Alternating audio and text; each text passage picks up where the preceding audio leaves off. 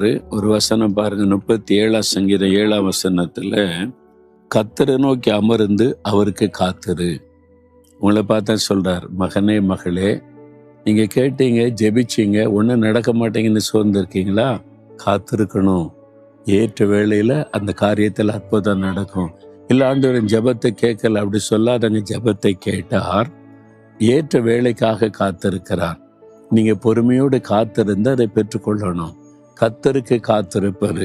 Abraham பாருங்க, 25 வருட வாக்குத்தத்தை நிறைவேற காத்திருந்தார். இடையில சில சோர்வு, பிரச்சனை, நெருக்கெல்லாம் வந்துச்சு.